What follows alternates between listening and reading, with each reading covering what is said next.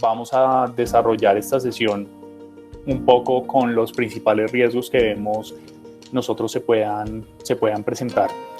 Queremos llamar la atención en un hecho principal, y es que no solamente hay que tener cuidado en este momento, durante la crisis, sino lo que va a pasar una vez termine la crisis, o digamos que baje un poco y todos volvamos a nuestros lugares de trabajo de manera normal, porque se van a incrementar los esquemas de presión en las organizaciones para poder cumplir los presupuestos, y para las personas obviamente para cumplir las metas. Entonces, no solamente llamar la atención sobre lo que puede estar pasando en este momento, sino lo que viene aquí en adelante, de tal forma que se puedan tomar las medidas preventivas del caso. Entonces, Diego, te doy la palabra para que vayamos desarrollando la presentación. Buenos días a todos, ¿cómo están? Bueno, voy a aprovechar acá un momento para conocernos un poquito, para que veamos caras, ¿sí? Entonces, pues hoy vamos a estar desarrollando este tema junto con Jorge Ropero, que es el gerente senior de servicios forenses.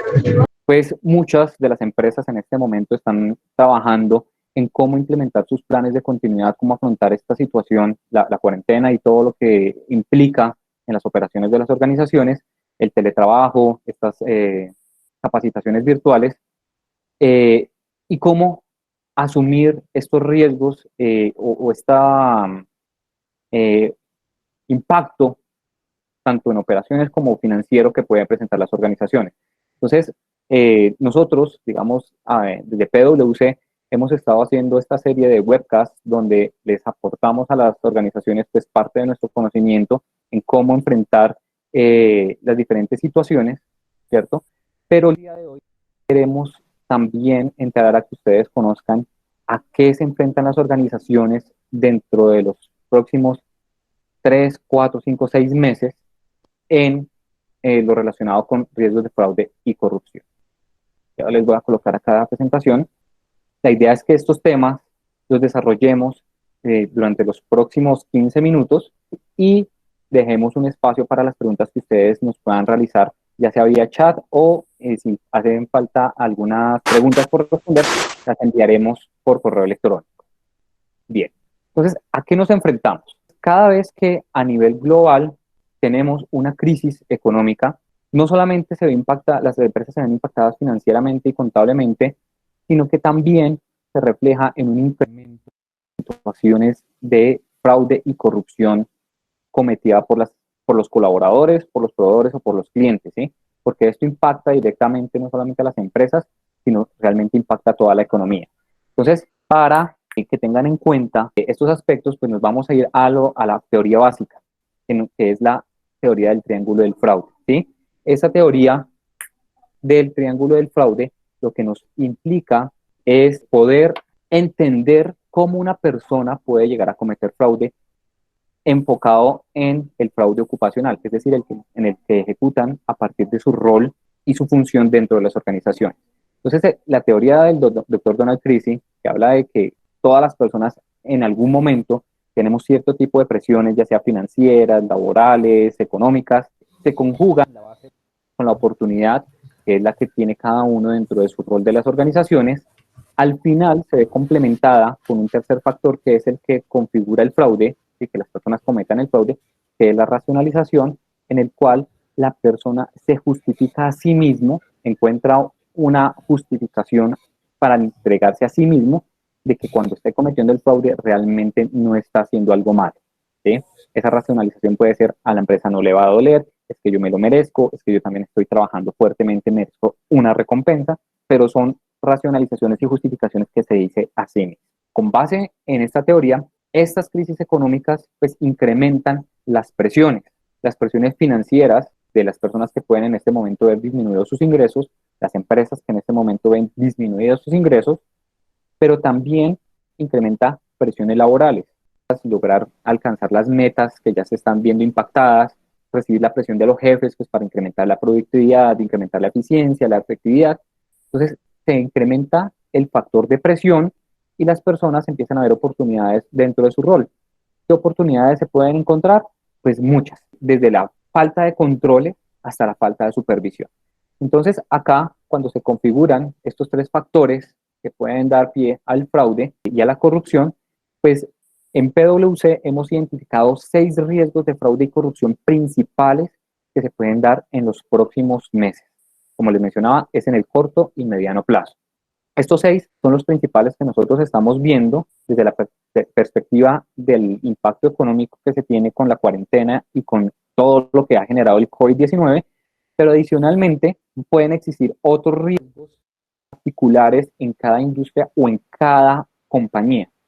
Esto los estamos viendo de manera general y son los que les vamos a comentar el día de hoy. El primer riesgo para que nosotros estamos viendo dentro de las organizaciones relacionado con los fraudes de fraude y corrupción es el debilitamiento de controles.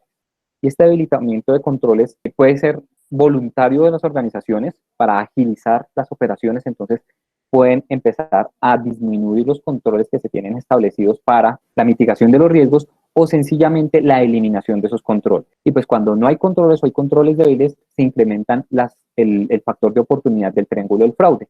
Entonces acá hay que tener muy en cuenta que las organizaciones deben tener precaución al momento de querer incrementar sus operaciones o incrementar sus negocios, no debilitar los controles, sino tal vez hacerlos más ágiles. No debilitarlos, no eliminarlos, sino buscar la forma en que esos controles se puedan ejecutar de una manera más ágil, que no interrumpan la correcta operación de la compañía o los negocios, ¿sí? Pero no debilitarlos ni eliminarlos.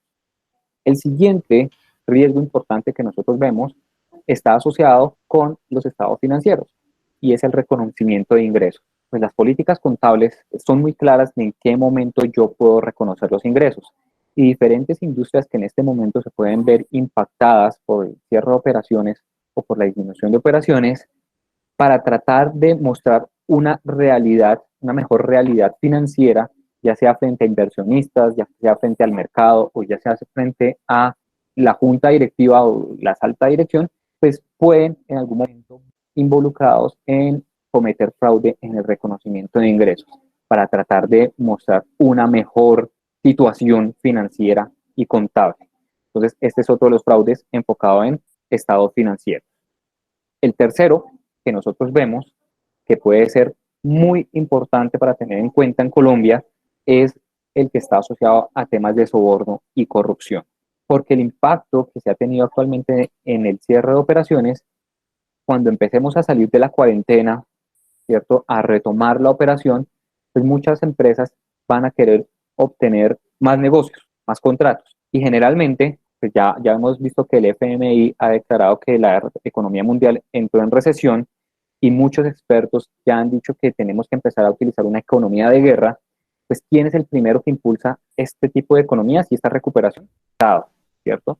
Entonces, muchas empresas por obtener un contrato con el gobierno pueden verse involucradas en aspectos relacionados con soborno y corrupción, ya sea por ofrecimiento de sobornos o ya sea por temas de conflicto de interés.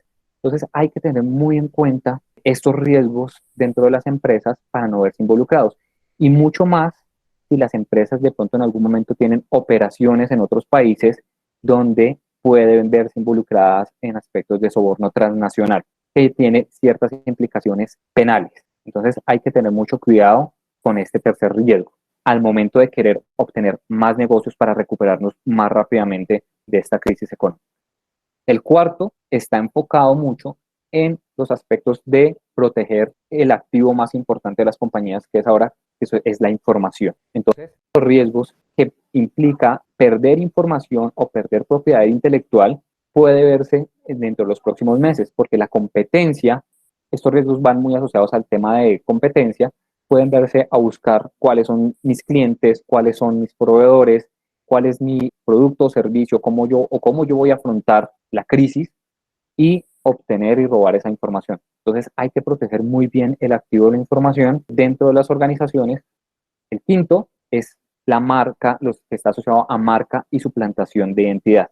Entonces pueden las organizaciones, terceros o los mismos colaboradores empezar a hacer un mal uso de la marca de la organización para obtener negocios particulares, obtener beneficios particulares, suplantar empresas para estafar a las organizaciones.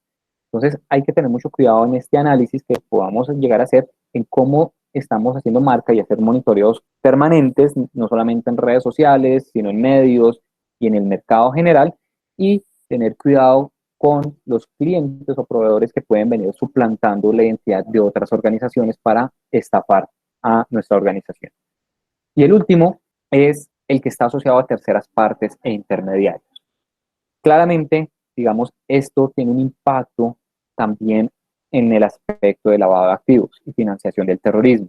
Entonces, las empresas, tal vez por tratar de recuperarse rápidamente de esta crisis financiera, pueden verse abocados a buscar negocios y pues pueden aparecer los delincuentes, traen dineros ilegales a involucrarlos en la parte legal y ofrecernos muy buenos beneficios, y entonces por tratar de recuperarnos podemos vernos involucrados con terceras partes que estén relacionadas con lavado de activos y financiación del terrorismo y que al final nos terminen contagiando. Pero al mismo tiempo, también en este riesgo de terceras partes e intermediarios, hay que tener cuidado con esas terceras partes que pueden ser empresas fachadas que buscan estafarnos, y en el manejo de los intermediarios tener mucho cuidado, y por eso está acá del mismo color del soborno y la corrupción, porque esos intermediarios que nosotros podemos tener para agilizar operaciones también pueden verse involucrados en pagar sobornos o cometer actos de corrupción en nombre de nuestra organización. Entonces tenemos que tener mucho cuidado en el manejo de las terceras partes y de los intermediarios dentro de los próximos meses en todos los negocios que estamos generando dentro de nuestras organizaciones. Estos son los 6 principales riesgos a los cuales nos vamos a enfrentar, o las organizaciones nos vamos a enfrentar dentro de los próximos meses. Claramente es importante que nosotros reaccionemos adecuadamente, ¿sí? Quiero traer a presente una frase que mencionaba Stephen Hawking, que es: la inteligencia es la habilidad de adaptarse a los cambios. Son muchos los cambios a los cuales las organizaciones se están enfrentando en esta época, y nosotros no podemos seguir con los mismos riesgos, la misma evaluación que hemos hecho de riesgos que traíamos desde hace 3 meses, ni los mismos controles. Entonces, las organizaciones deben reevaluar sus riesgos, ¿cierto? No solamente en la continuidad de los negocios, sino también los riesgos de fraude y corrupción, hacer una reevaluación de esos riesgos y poder establecer los controles que nos permitan proteger a la organización. ¿Y cómo debemos actuar? Primero, seguir manteniendo el tono de la gerencia que se ha traído previamente, en el cual las organizaciones están comprometidas con actuar con integridad y ética en los negocios. Ese tono de la gerencia que es cero tolerancia a las situaciones de fraude y corrupción, y que va a haber sanción. Entonces, es importante el compromiso de la gerencia para mantener los estándares de ética e integridad que han venido trayendo a medida que han avanzado en sus programas de cumplimiento. Y si no se tiene un programa de cumplimiento, este es el momento en que las organizaciones deben pensar en que es necesario recuperarse, pero es necesario recuperarse haciendo los negocios con ética.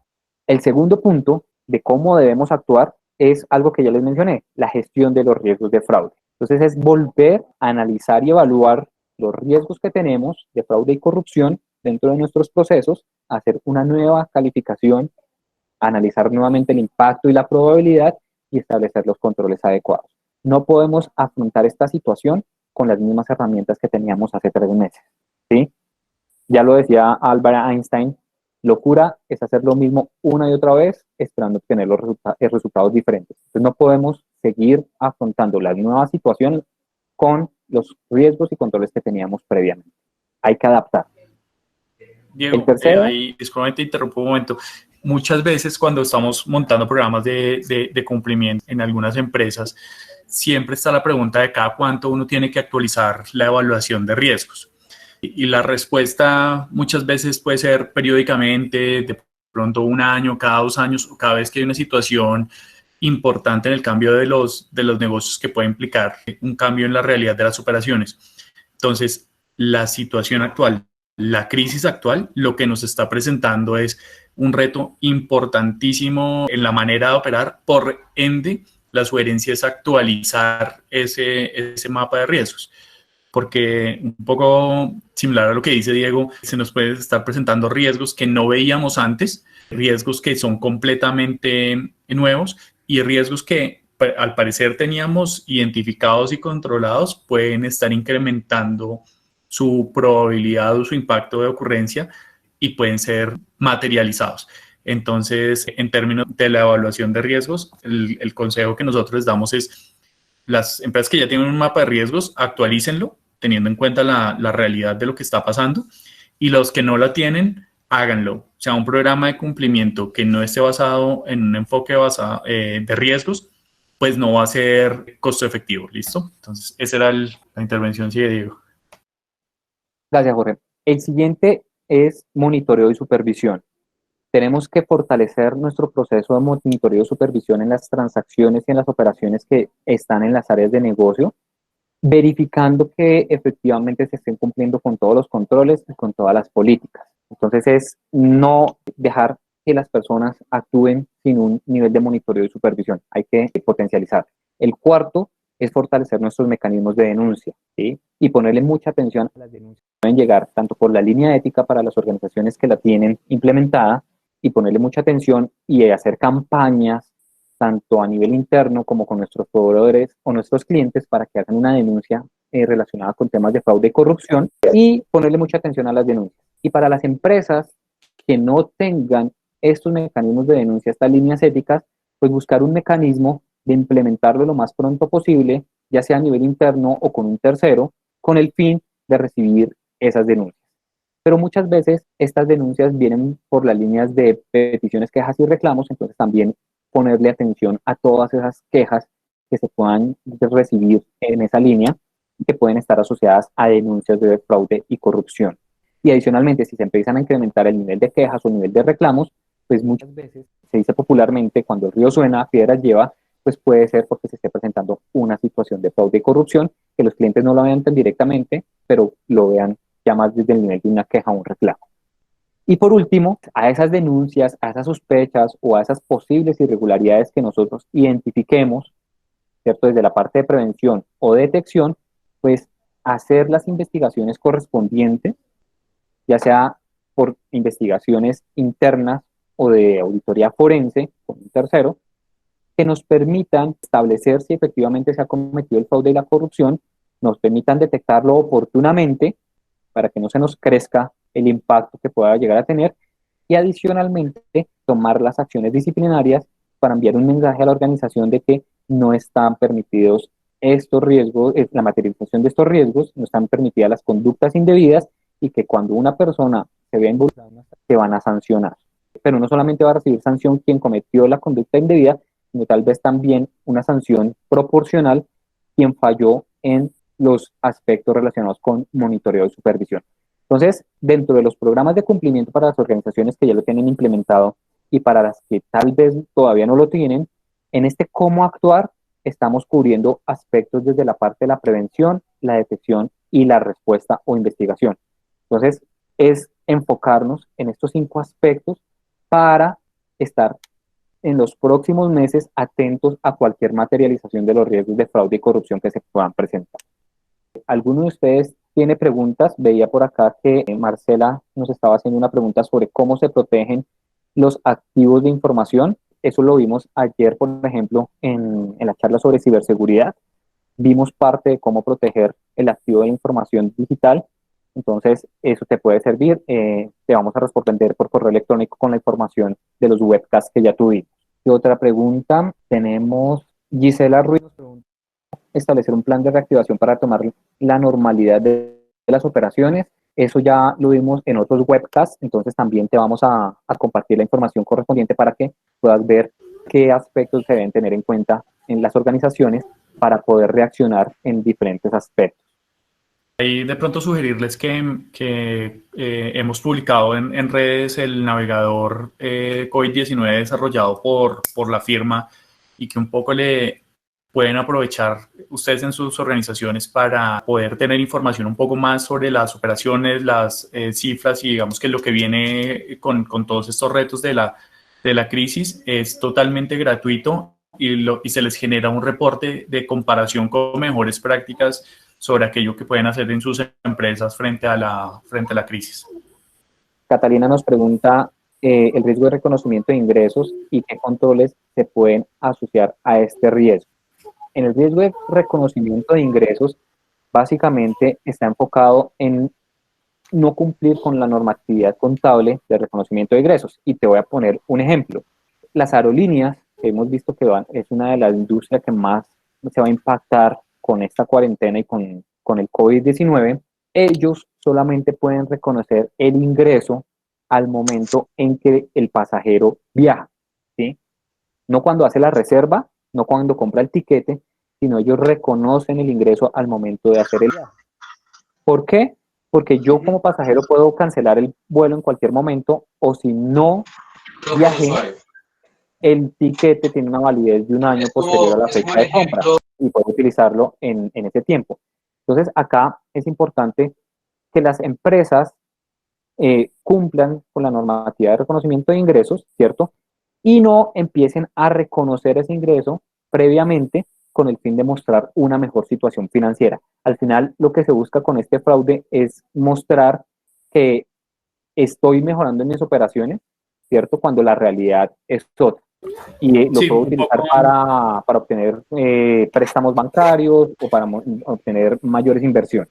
Sigue, Jorge. ¿Qué pasa? Que, por ejemplo, dependiendo de la dinámica de cada empresa, puede que hayamos tenido pedidos o solicitudes de servicios antes del inicio de la crisis, pero que estos pedidos no se hayan concretado, es decir, yo no haya despachado las mercancías o no se hayan prestado los servicios y, sin embargo, se estén considerando estos servicios, esos ingresos como ya reconocidos.